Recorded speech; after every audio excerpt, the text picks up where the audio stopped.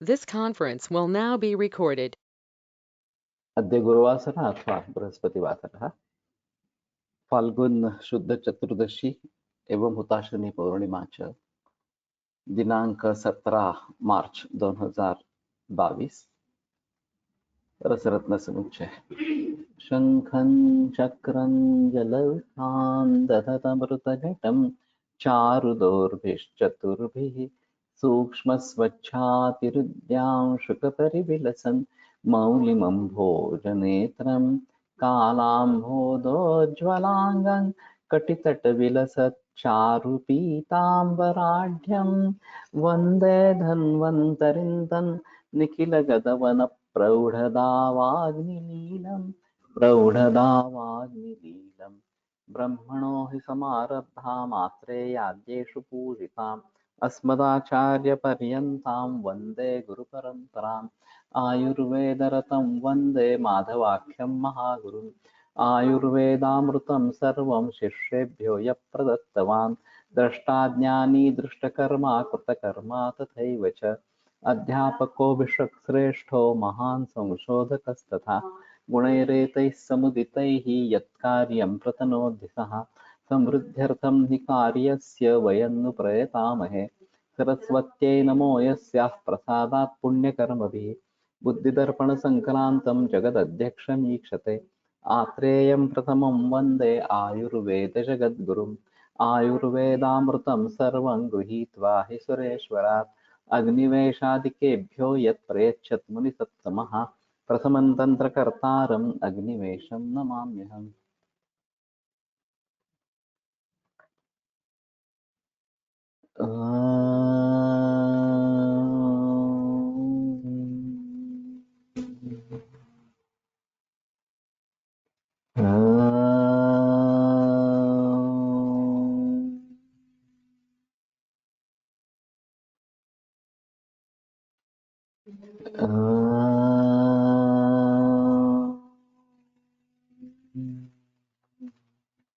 ओम शांति शांति शांति।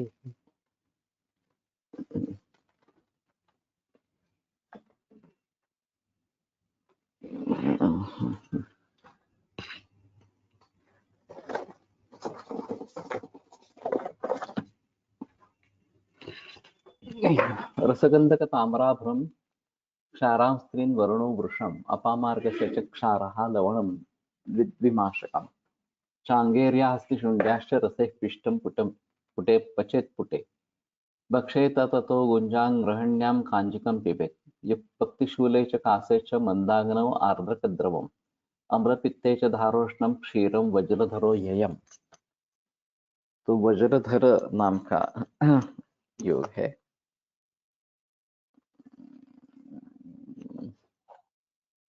कहाँ पे आया है?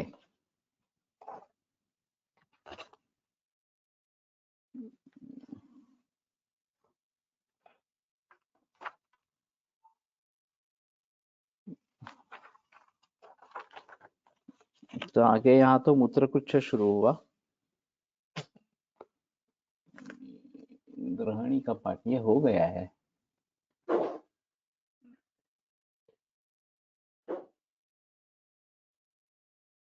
नहीं नहीं, ये हो गया है सभी। मूत्रकुच्छ भी शुरू किया था मेरे ख्याल में।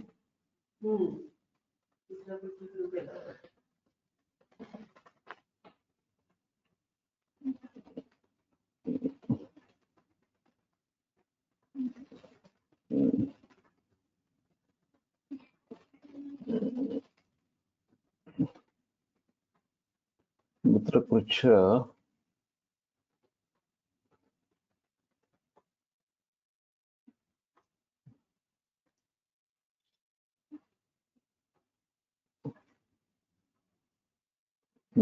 मूत्रकुच्छ से ही आरंभ करना है। सप्तदशोऽध्याय। कुक्षौ कुक्षिप्रदेशे च शूलं प्रथमतो भवेत् पश्चाद्रोधो ज्वलं मूत्रम् अश्मरी रोगलक्षणम्। तो क्वटी कुक्षी प्रदेश में कटौ, ये कट्याम होता है जनरल। कटौ ये पहली बार देख रहा हूं मैं। कुक्षी प्रदेश से प्रथमतः शूल होता है और फिर रोध होता है मूत्र का, और मूत्रदाह यह अश्वरी लोक का लक्षण है। रसन द्विगुण गंधेन मृदयित्वा प्रयत्नतः वसु पुनर्नवा वासा श्वेताग्राह्य प्रयत्नतः।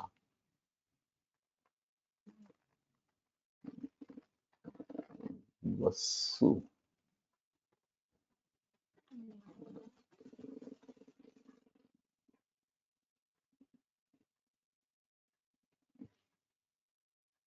हाँ, ये संस्कृत टीका पढ़ रहे थे।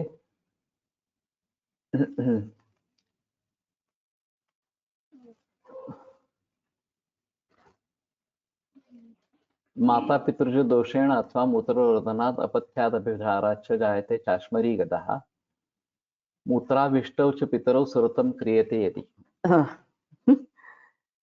ये बड़ा अजीब है कि पितर मूत्र में प्रविष्ट हो गए हैं और उस समय अगर अतिक्रीड़ा होती है, मूत्रेण सहितम शुक्रम चवते गर्भ संभवे, तो मूत्र हाँ मूत्र में प्रविष्ट हो गए तो पितर हम काय म्हणते हैं? पितरच ना, पितर प्रवेश करतात असं म्हणलंय.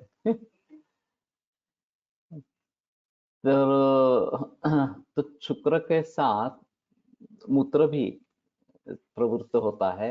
यत्र यस्य च देहस्य तत्र तस्य च जायते मूत्रं मूत्रस्य संस्थाने करोति बन्धनं नृषु सोप्यसाध्यो मूत्रगतो बाल्ये द्रवति मानुषं तारुण्ये अपचारेण जायते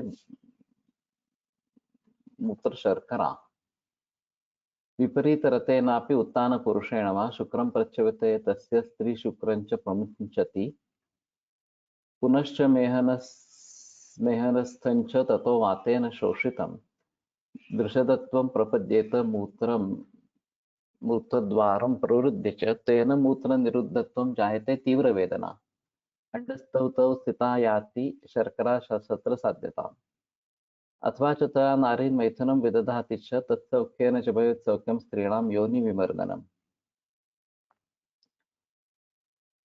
हाँ हाँ हाँ हाँ, तो ये बड़ा अजीब है वर्णन, और ये कहाँ से लिया गया है ये पता नहीं चल रहा. तो माता पितृज दोषेण अथवा मूत्र रोधनात् अपथ्यात् अभिचाराच्च, अभिचार भी बताया गया है. जायते अश्मरीगतः, अश्मरीगत निर्माण होता है.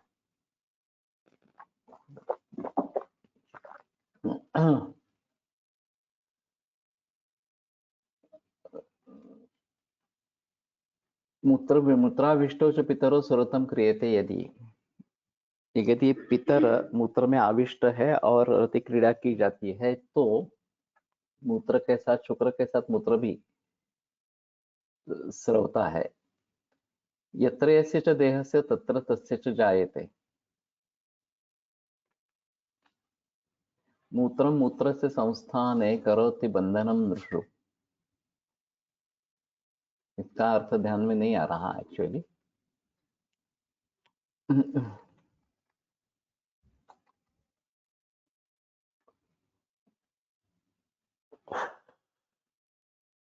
जहां जिसका देह हो वहां उस में ये हो जाता है. मूत्र मूत्र से संस्थाने करोति बंधनम दृशु.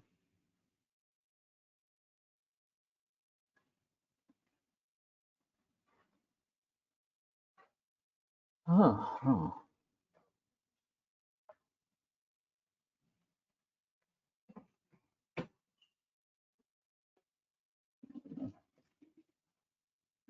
तो मूत्र संस्थाने बंधन करता है वो मनुष्य में. वो असाध्य मूत्रगत है. बाल्य द्रवति मानुषम, बाल्यावस्था में मानुष मूत्र का निर्वहन होता है.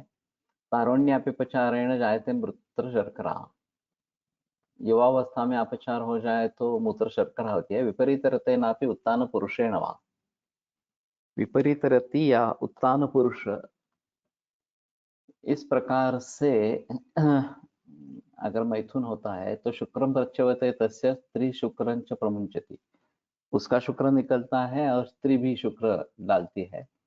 पुनश्च मेहनस्तंच ततो वातेन शोषितम, और वो फिर से मेहन में प्रविष्ट हो जाता है तो वात के द्वारा शोषित हो जाता है. दृश्यतत्वम प्रपद्येत मूत्रद्वारम परुत्यच, तो उसका पत्थर बन जाता है. ये शुक्राश्मरी बन जाती है उसकी. और मूत्रद्वार का रोध होता है, तेन मूत्र निरुद्धत्वं जायते तीव्र वेदना।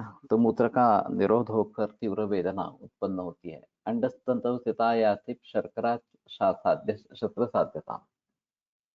ये अगर अंड में स्थित होती है तो शस्त्र साध्य शर्करा जो है वो मूत्र शर्करा शस्त्र साध्य हो जाती है। अथवा चतुरा नारी न मैथुनं विदधाति च तत्सौख्येन च भवेत् सौख्यं स्त्रीणां योनि विवर्धनम्। चतुर नारी अगर मैथुन करती है तो सौख्य न स्त्रीणाम योनि विवर्धनम सौख्यम भवेत्। स्त्रियों का योनि विवर्धन इस प्रकार का सौख्य होता है।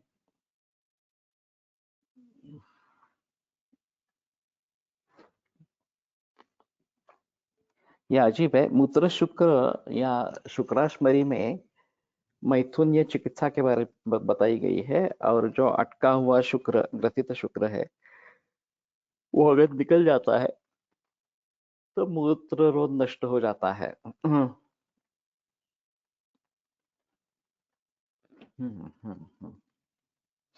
अत्र मूत्रदोषान् कुशो रसा अभ्रक पारत वज्र रुक्म लोह षट शिलाजतु समभागानि वसुनीरैर्विमर्दितं त्रिदिनं मुशलितोयैः त्रिकण्टकरसेन च मूत्रदोषान् कुशस्यास्य वल्मयुग्मं प्रदापयेत्। वातकुण्डलिकानाह मूत्रसङ्गाश्मरी गतान् वातोल्मणान् जयेद्दोषान् वह्निसन्दीपनपरः। शैव सिद्धान्तशास्त्रान्तात् मूत्रदोषान् कुशो रसः इति अधिकः पाठः। शैव सिद्धांत शास्त्र ये और एक नया ग्रंथ शब्द है।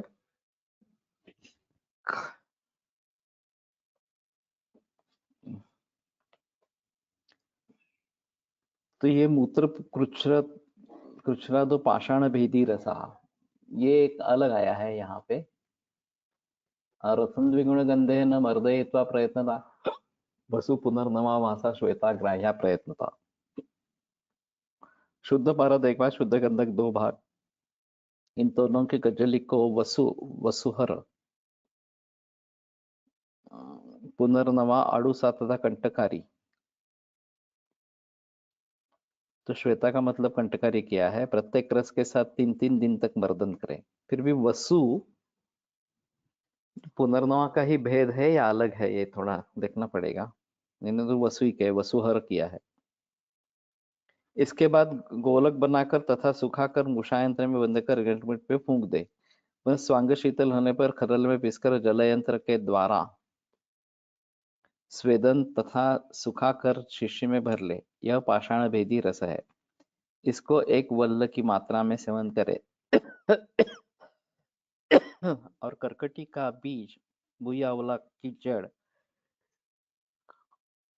के चूर्ण को कलकों के क्वाथ के साथ पीसकर पाषाण भेद रस को पान करने के बाद पान कराए।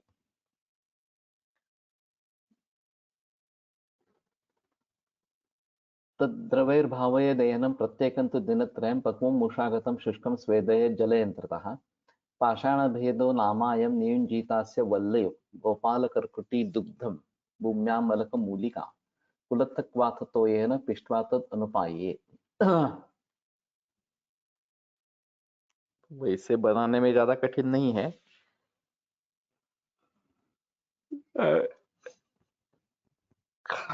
अनुपान के रूप में ये मूत्राशय तो काफी मरीज होते हैं, और चंद्रप्रभा से लेकर मैं हरितक्यादि चूर्ण का प्रयोग करता हूँ जो शारंगधर में आया है। वो एक्चुअली मूत्र कृच्छ्र के लिए है, लेकिन मामा जोशी ने इसको काफी मात्रा में मूत्राश्मरी में ससुंदर रुग्णालय में प्रयोग किया था। उसके रिजल्ट्स अच्छे हैं। वैसे एक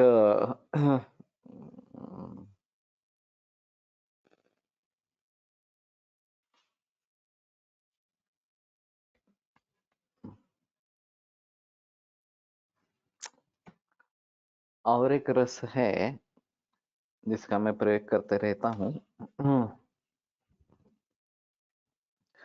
बाजार में उपलब्ध है। त्रिविक्रम रस।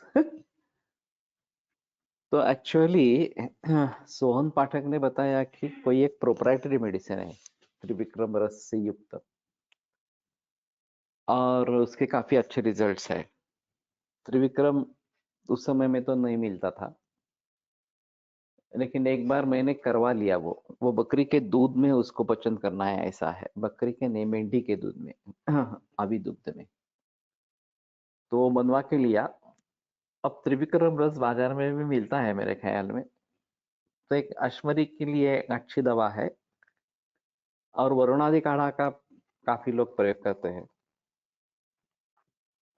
वैसे वीरतरादि का भी है, ये भी अच्छा काम करता है। और टमाटर, पालक और अंडा, ये 3 कारण में पाए जाते हैं। और मूत्र वेगावरोध, ये अगर कारण है तो इन कारणों को टाल के भली भांति चिकित्सा दे सकते हैं। अब बात ये होती है कि अगर अश्मरी है तो एक अलग चीज रही, और किडनी में है और बड़ा साइज है, तो इसके जरिए ब्लड प्रेशर निर्माण हो सकता है। और ब्लड प्रेशर का कारण समझने में आने पर सोनोग्राफी हुई तो फिर ये पता चलता है कि पथरी है, और उसके जरिए से ब्लड प्रेशर बढ़ रहा है इस प्रकार से। तो फिर पथरी की चिकित्सा करेंगे तो उसके टुकड़े हो सकते हैं, वो निकल सकते हैं, और फिर किडनी का कार्य सुधर सकता है। या फिर ये लिथोट्रिप्सी वगैरह का इस्तेमाल करके, या पार्शियल नेफ्रेक्टमी करके उसको निकाला भी जा सकता है, अगर ये बढ़ रही है, पथरी बढ़ रही है तो। लेकिन हाँ, पथरी पिघल सकती है, उसका चूर्ण हो सकता है, ये भी बात सही है। तो उसके बारे में सोचना है। पॉलीसिस्टिक किडनी डिसीज कुछ दिखाई देते हैं, जिसमें सिस्ट होते हैं, बड़े बड़े सिस्ट होते हैं किडनी में, और फिर किडनी का कार्य कम हो जाता है, क्योंकि उसका अवकाश ही नहीं रहता उतना।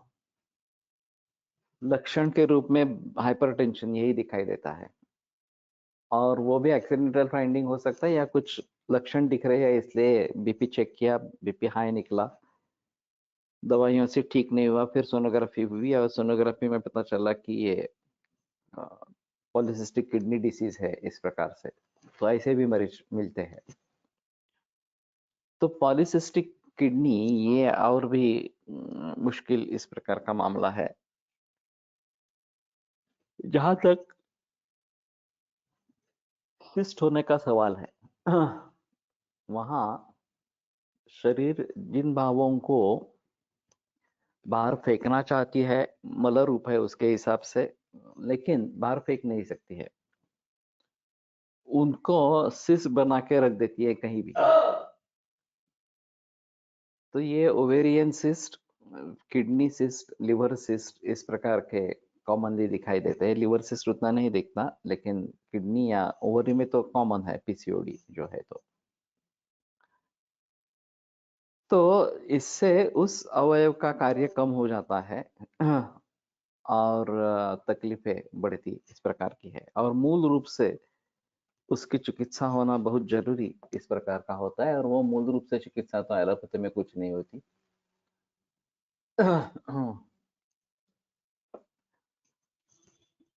तो इसका मतलब यह है कि शरीर में इस प्रकार के भाव निर्माण हो रहे हैं, जिसको शरीर चाहता नहीं है, लेकिन बाहर फेंके नहीं जा सकते। तो उनको, वो दूसरे को तकलीफ न दे, इसके लिए उसको सिस्ट फॉर्म में बना के शरीर कहीं पर रख देती है।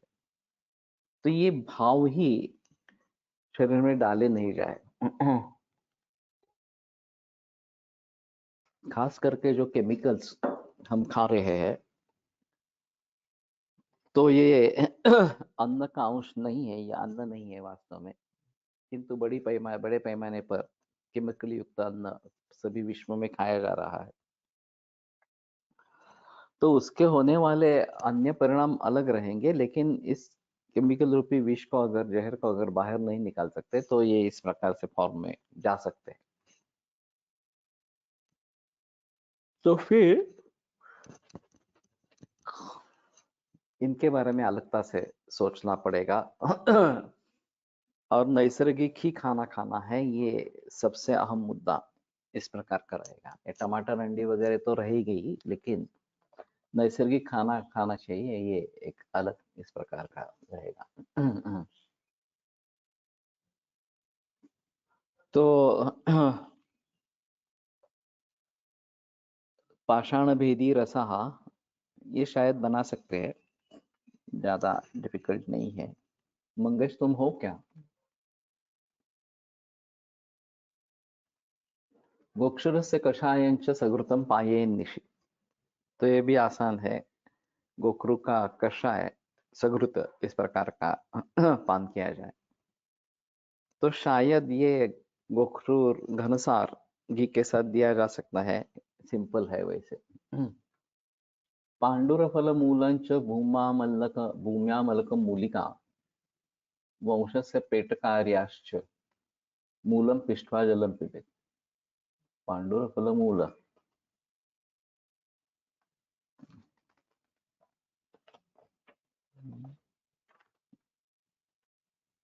पांडुरम फलिका मूलम जले नैवाश्मरी हरम, यह अलग पाठ है।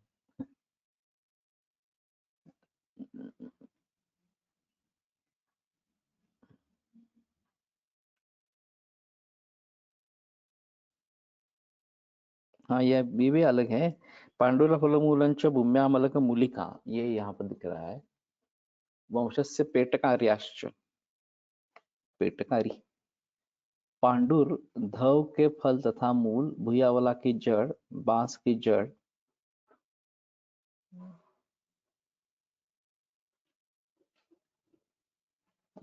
और पेटकारी ज्योतिषमती की जड़, संभाग इन सबों को लेकर तथा पीसकर जल के साथ पान करावे। इसको प्रतिदिन सेवन करने से मूत्रकुच्छ नष्ट होता है।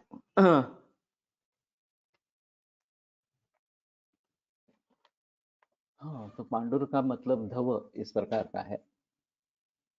शुक्लपिण्याक पिच्छली चूर्णमुष्णेन वारिणा पिबन विमुच्यते रोगान मूत्रकुच्छात् सुधारणात्। शुक्लपिण्याक पिच्छली, सफेद तिल की पिष्टी तथा पिच्छली, अलग अलसाया लिसोड़ा का बीज।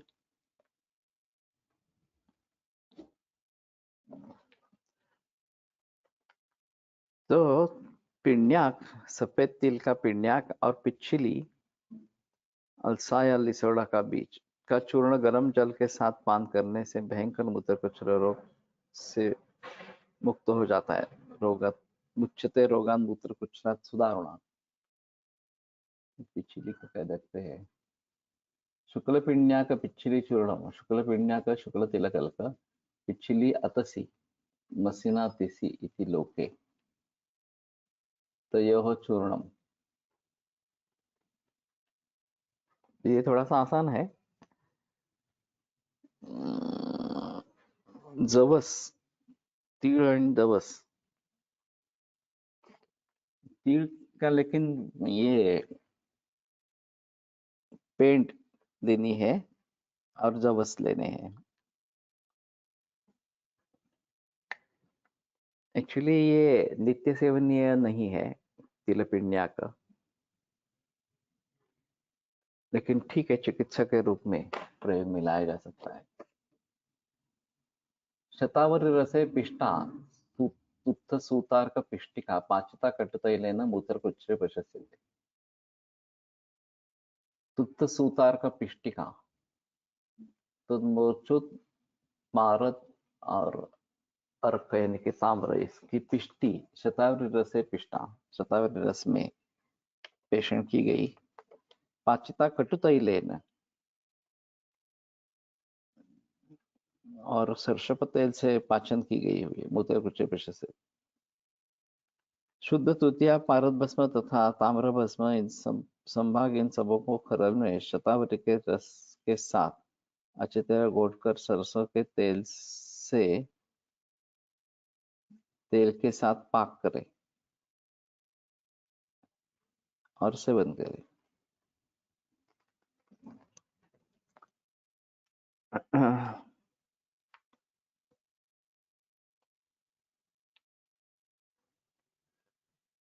हाँ हाँ हाँ,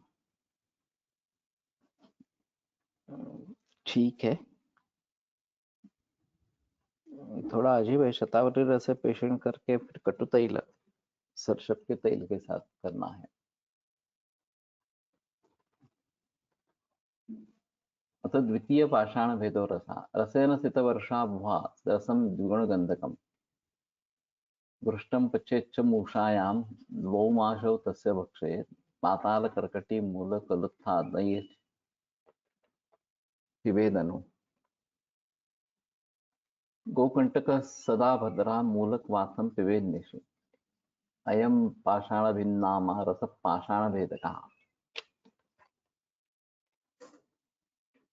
वर्षा भुवा। तो द्विगुण गंधक और पारद और सित वर्षा भू सित श्वेत पुनर्नवा।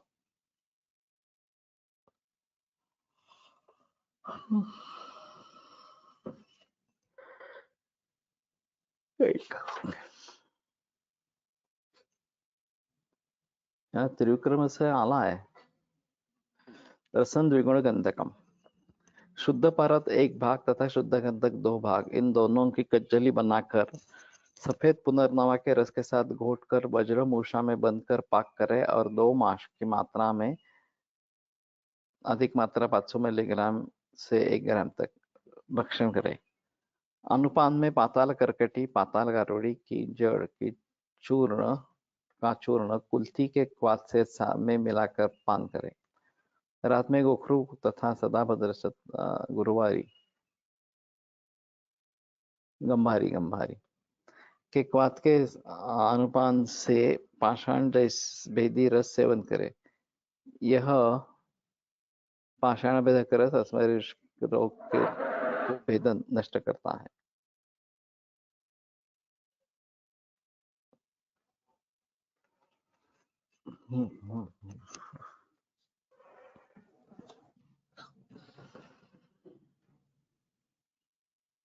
अथ गोक्षुरादि चूर्णम गोक्षुर बीजम समुत्थम चूर्णम अविक्षीर समायुक्तम रसवर मिश्रम पिबतः चूर्णी भूत्वा स्मरी पतति। तो गोक्षुर बीज से उत्पन्न हुआ चूर्ण अविक्षीर समायुक्तम, और ये अवि के दूध के बारे में बताते हैं कि मेंढी का दूध उसके साथ में रसवर मिश्रम और पारद भस्म मिलाकर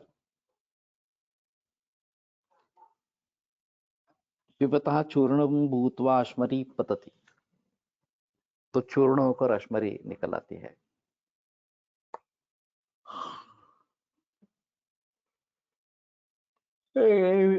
आसान है। ये मेंढी का दूध उपलब्ध होना जरूरी है, तो गोक्षुर बीज और उसमें पारद भस्म या रस सिंदूर ऐसा डाल के करना है।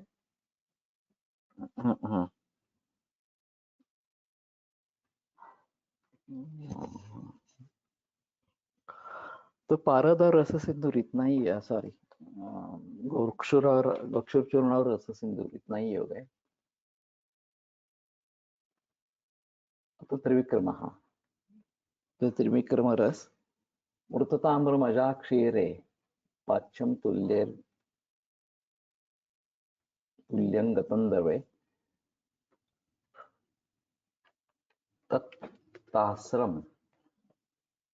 तत्ताम्रम शुद्ध सूतंच गंधकंच समम निर्गुण्युत्थ द्रवैर्मध्यम निरम तद गोलम अंधयेत यामैकं वालुकायंत्रे पाच्यम योज्यम हिंगुन द्विगंजकम। तो ताम्र भस्म को लेकर बकरी के दूध के साथ कढ़ाई में पकाए, अजाक्षरे पाच्यम तुल्यम गते द्रवे, और फिर द्रव निकल जाने घन होने के बाद तो दूध जल जाए तब निकालकर खरल में पीस ले। तब ताम्रम शुद्ध सूतंच, वो ताम्र और शुद्ध पारद गंधकंच समम और गंधक ये सब संभाग इस प्रकार से लेवे। निर्गुण द्रवैर्मध्यम दिनंतद गोलमंद्रयेत। तो निर्गुंडी द्रव से मर्दन करे एक दिन, और उसका गोल जो है वो अंध्रयेत,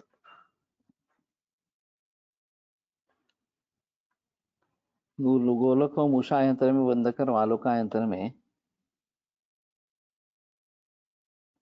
यामयिकम वालुका यंत्र पाच्यम योजन द्विगुंजकम, और 2 गुंजा मात्रा में प्रयोग करे।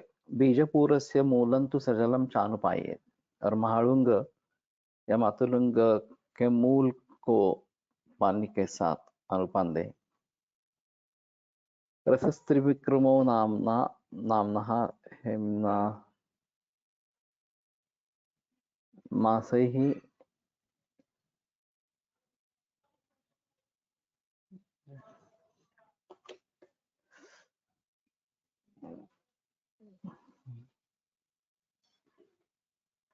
मासे के नाशमरी रोगनुत।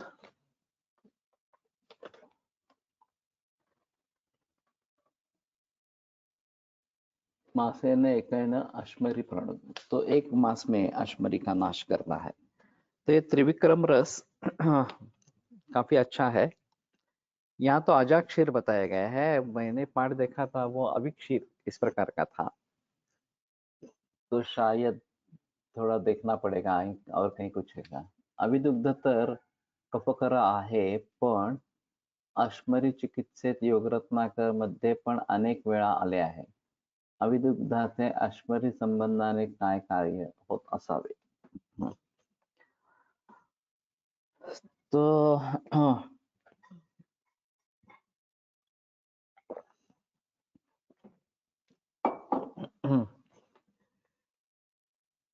स्पेसिफिक कुछ अश्मरी के लिए ही काम करता है, ऐसा ही दिखता है। अविक दुग्ध जो है वो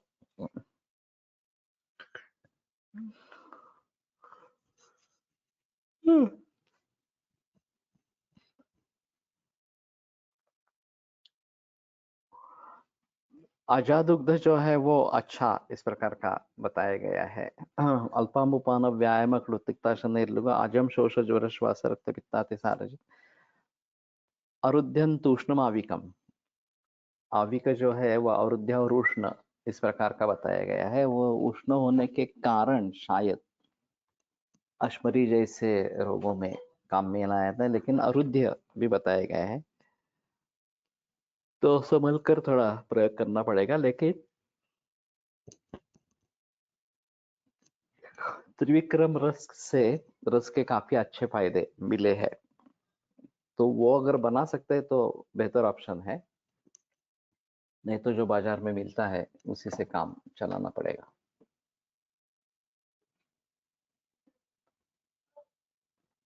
तिलापामार्ग कांडश्च कारवेल्या यवस्य च,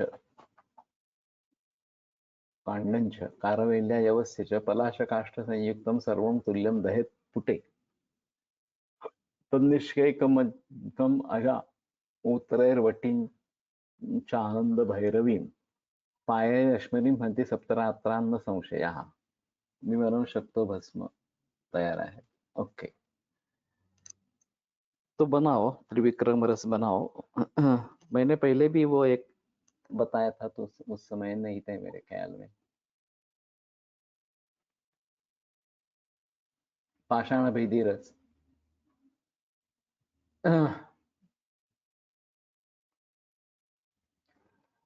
तो ये भी बना सकते हैं।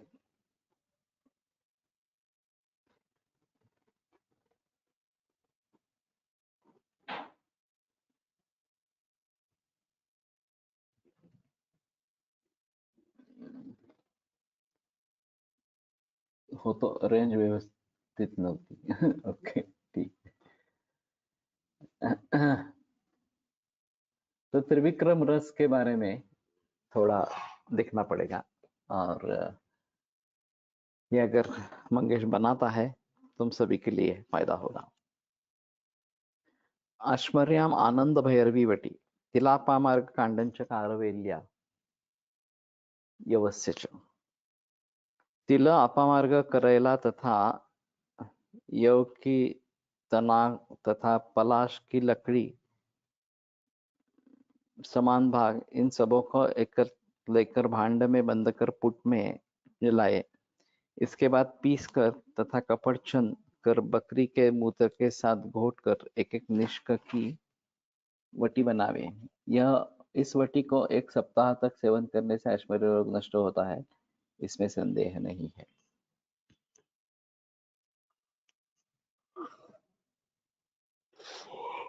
तो तिला और आपका मार्ग का कांड, कारवेल और यव, ये सभी खाद्य पदार्थ है। तो पलाश काष्ठ संयुक्तम और पलाश काष्ठ, तो ये भी आसान है। दहेत पुटे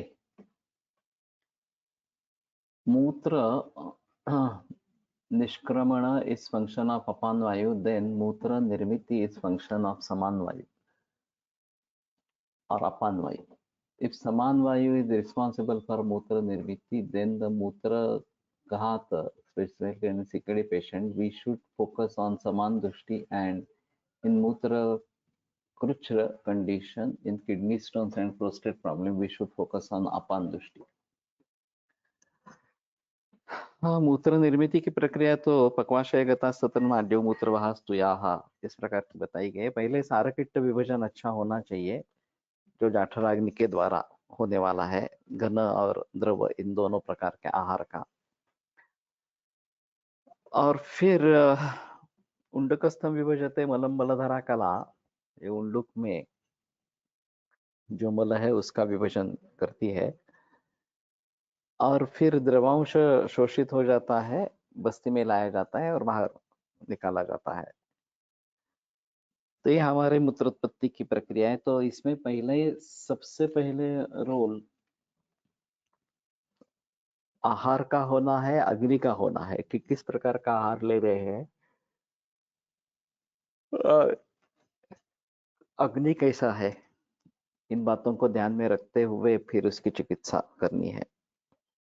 जब केवल बाहर जाने में तकलीफ हो रही हो तो अपान की दृष्टि का विचार करना है, और फिर इस प्रकार के समान की दृष्टि है या अपान की दृष्टि है, ये केवल समझने की बात नहीं, उसका आप प्रयोग कैसे करेंगे। तो कम से कम ऐसा हो सकता है कि समान काल में औषध दे, अपान काल में औषध दे, ये बात हो सकती है। और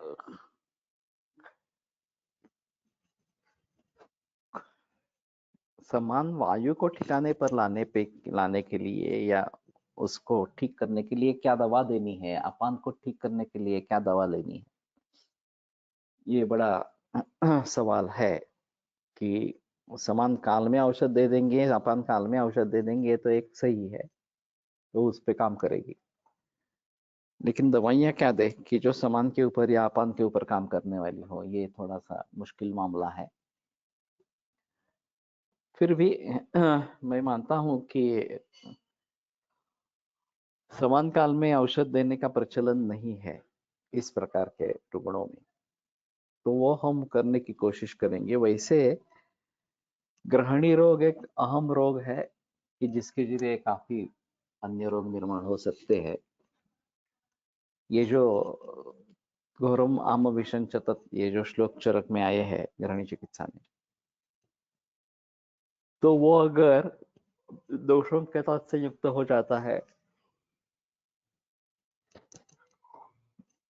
तो उसके रोग को निर्माण करता है। मूत्र वगैरह के साथ संयुक्त हो जाता है आम विष, तो प्रमेह वगैरह प्रकार के विकारों को निर्माण करता है, ऐसा वहां पे निर्देश है। ये दार उघडते का ग?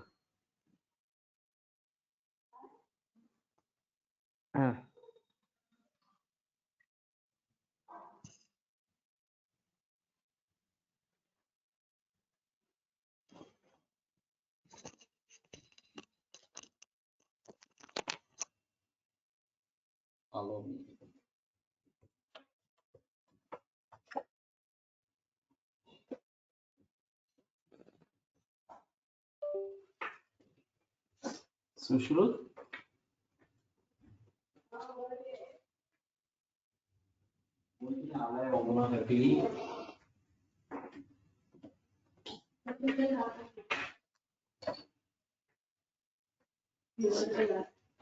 दिला जाएगा न्यू करते ना हो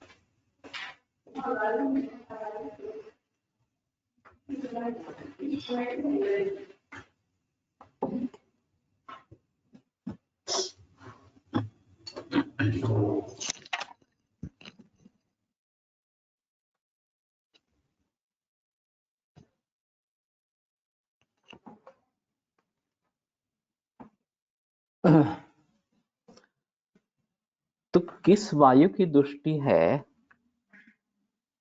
और उसके लिए किन प्रकार के दवाइयों का प्रयोग करना है, ये एक अलग अहम मुद्दा इसके जरिए सामने आता है। तमक श्वास जैसे विकार में प्राणुनकांद वाहिनी दुष्ट स्रोताओं से दूषण, तो कई दफा ऐसा दिखता है कि पेट में बड़ा भारीपन है, मलावष्टंभ है, अन्नव स्रोत की दृष्टि है, तो उसमें लंघन पाचन और समान काल में औषध देना उपयुक्त होता है। अगर दातार गुरु जी के तरीके से वृक्क या नाभि के नीचे गौरव है तो गोक्षरादि गूल चंद्रप्रभा इस प्रकार की दवाइयां काम करती है उदक व स्रोत की दृष्टि को लेकर, और पानी कम करना है। और जहां साक्षात प्राणव स्रोत की ही दृष्टि हुई है, धूलि का संपर्क हुआ है, तो वहां प्राण काल में औषध देना, भोजन करते समय ग्रास ग्रासांतर प्राणे, इस प्रकार से ये उपयुक्त होता है। तो तमक श्वास के प्राणोदकांड वाहिनी दुष्ट स्रोताओं से दूषण, ये बात ध्यान में रखते हुए अलग अलग बिस्किट घेतलं का घेतलं, नाताळीचं ना आतलं घेतलं नको, आहे कुठे ते नाताळीचं ते नाही मिळालं मला। तो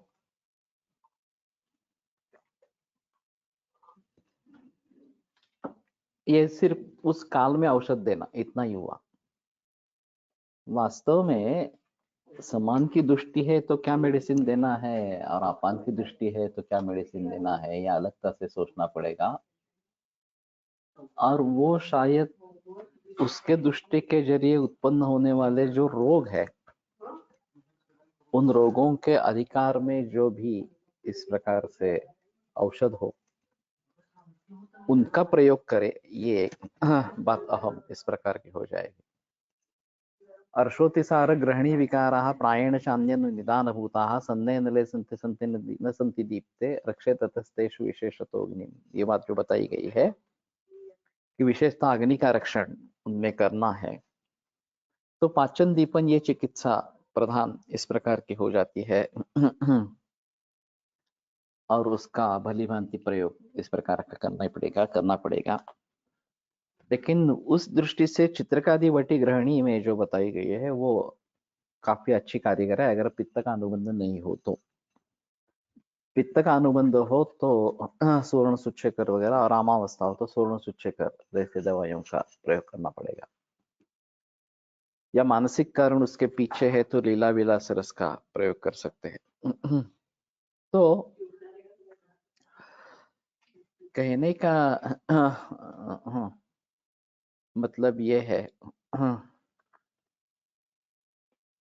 कि इस प्रकार से दुष्टि किस वायु की या किस किस दोष की है, ये ध्यान में रखते हुए ट्रीटमेंट पैटर्न क्या होना है इसके बारे में थोड़ा सोचना पड़ेगा। पांडुरम फलिका मूलम जलयनेवाश्मरी हरम। फलिका मूल, पांडुर फलिका पीले वर्ण के फल वाले पोटर नामक वृक्ष की जड़ का मूल चूर्ण जल के साथ पान करने से अश्मरी रोग दूर करता है। ये पांडुर धव वृक्ष तथा फलिका पलाश वृक्ष की जड़ की छाल का चूर्ण जल के साथ पान करने से अश्मरी रोग दूर करता है। तो पलाश और धव, इन दोनों के मूलों की छाल इस प्रकार से पानी के साथ, तो ये तो प्रयोग नहीं किया है। धव सिर्फ नाम सुना है मैंने, तो धावड़ा मराठी में कहते हैं। मधुनाश यवक्षारम लीढ़म स्यात् अश्मरी हरा, और यवक्षार केवल मद के साथ ये अश्मरी हर है। तो त्रीणी द्रव्याणि नातुपयुंची, तो इसमें क्षार भी है, तो यवक्षार का प्रयोग करना है तो सीमित दिन के लिए प्रयोग करना है, ऐसा रहेगा। और मात्रा कितनी देनी है ये भी डिसाइड करनी पड़ेगी, लेकिन अकेला यवक्षार भी इस प्रकार सा अश्मरी हर है। लघु लोकेश्वर भक्तसूतस्य भागे कहा चत्वारः शुद्धगंधका पिष्ट्वा वराटिकास्तेन रसपादंच टंकणम। धव पुष्कळ प्रमाणात दिसतो। ओके। तो मृतसूतस्य भागैकम चत्वारः शुद्धगंधकात्, तो पारदभस्म एक भाग, 4 भाग शुद्ध गंधक, पिष्ट्वा वराटकं तेन रसपादम च टंकणम।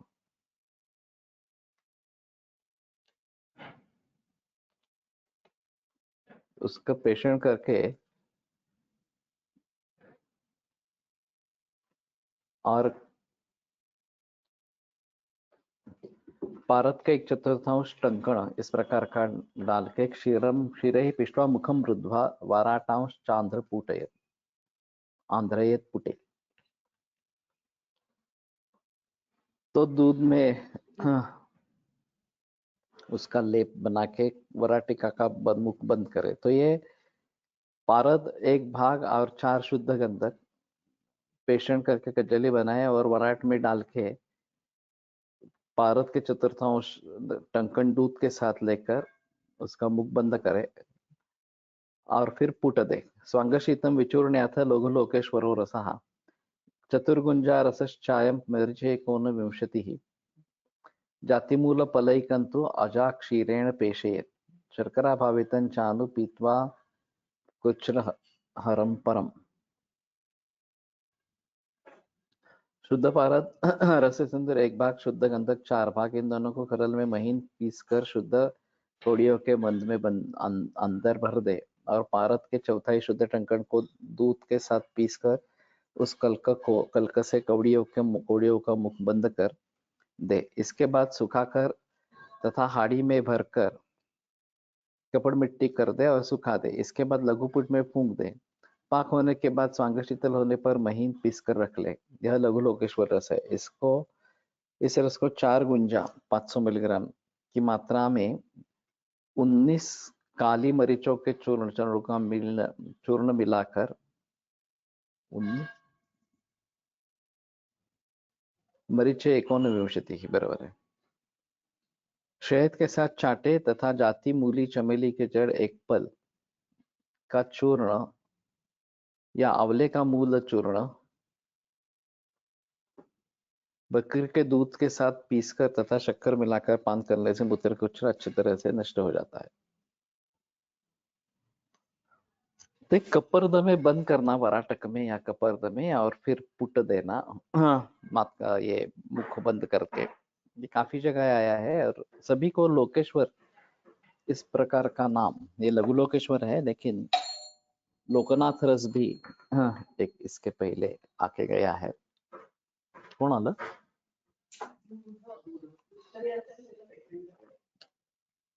हाँ,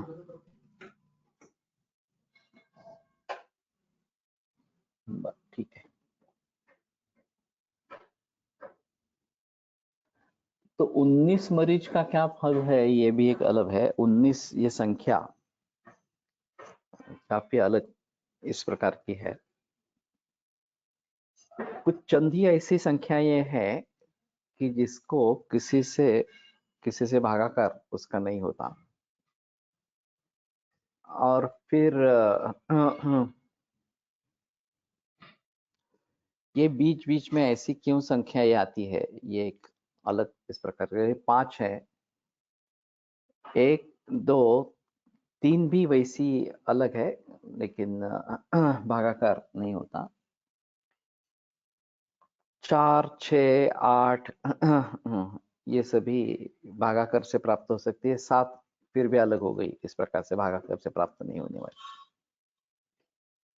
तो ऐसी जो और संख्या ये है कि जो भागाकार से प्राप्त नहीं होती है, ये जिनका भागाकार नहीं होता है इस प्रकार से, तो उनको कुछ अलग ढंग से देखना पड़ेगा। और खास करके 19 जो बताई गई है ये काफी अलग इस प्रकार की हो जाएगी।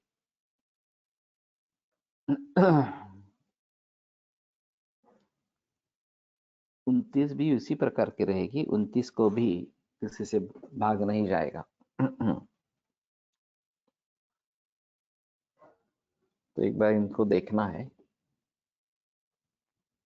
तिलापामार्ग कदली पलाशवे कांडकान दग्ध्वा तद्भस्म तोयेन वस्त्रपूतंच कारे तम पचेत तोय शेषांतम ततश्चूर्णं द्विगुंजकं दापयेत् अभिमूत्रेण शर्करा कृच्छ्ररुद्भवेत्। तो तिल, अपामार्ग, कदली, पलाश, यव, कांडक,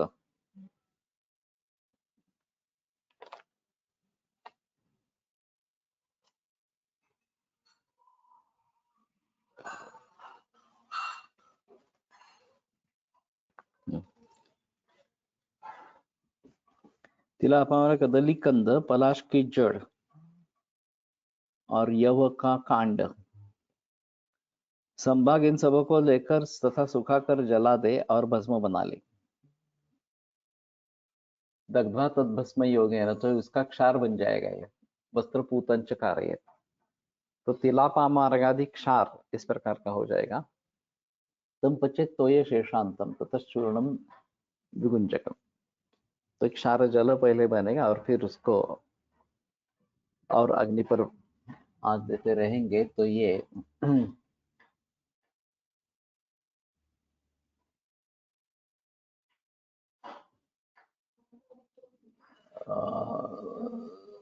मूत्रकुच्छ्र ख्याता सप्ताह पित्त संभव।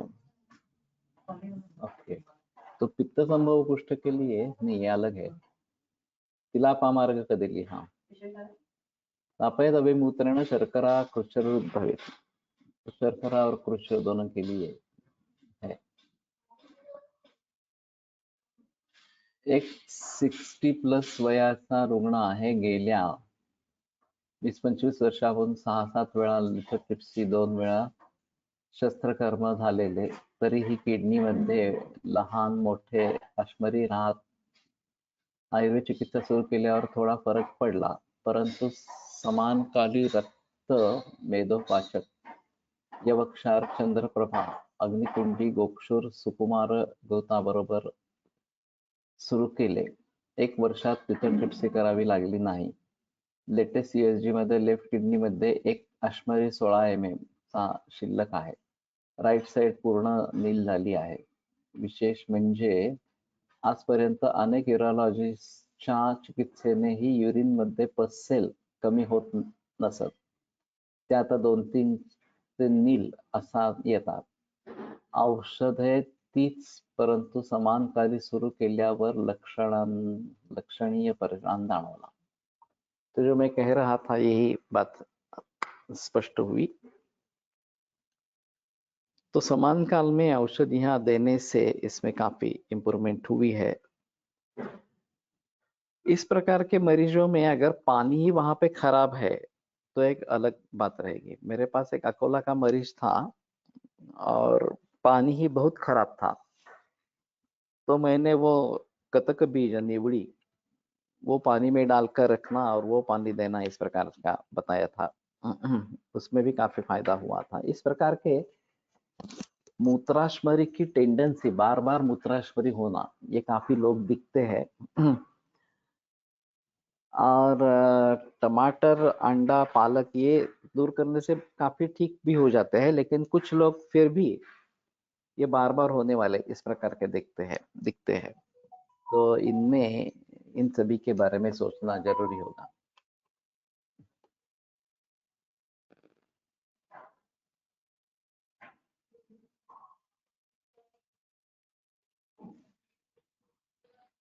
तो एक अच्छा उदाहरण है कि वही मेडिसिन समान काल में देने से अच्छा फायदा इस प्रकार का हुआ है। अतः हरिद्र प्रयोग, हरिद्रा गुड़ कर्षैकं चारनालेन वा पिबेत। तो हल्दी और गुड़ कांजी के साथ पिए।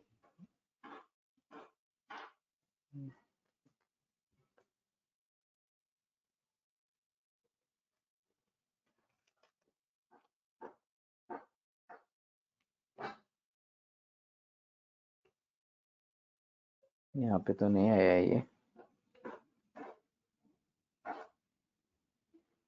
हाँ, हरिद्रा गुड़ कर्ष एकम चारनालेन वा पिबेत।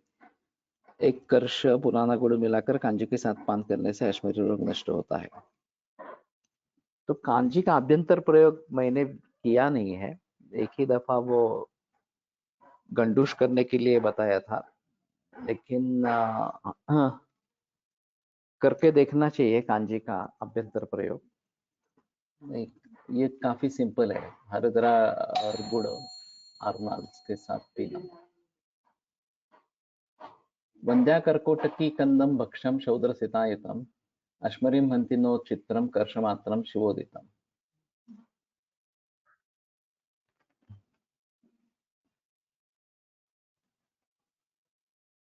तो वंध्या कर्कटकी वांस ककोड़ा के कंद का चूर्ण 1 कर्ष 10 ग्राम शहद तथा मिश्री मिलाकर पान करें।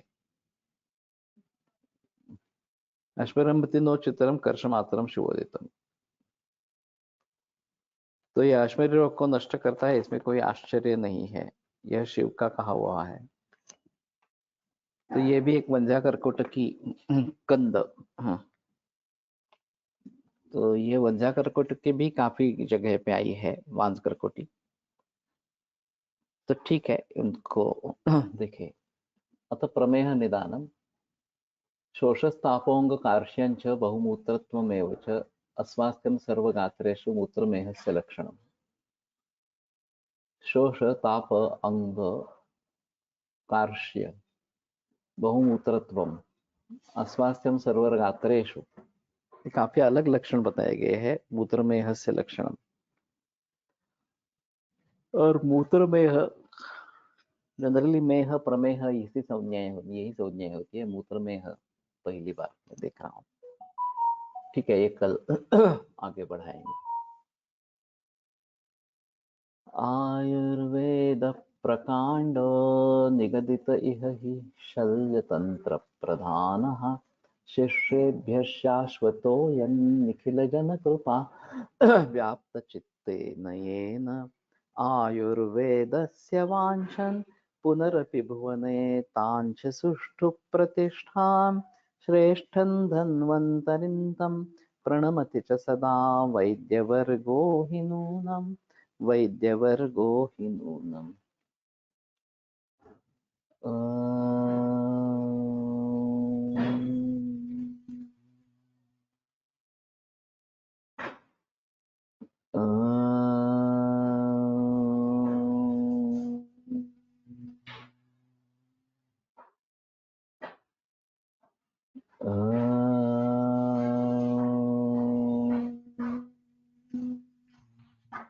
ओम शांति शांति शांति। विरम्यते व्याख्यान व्यापारात्।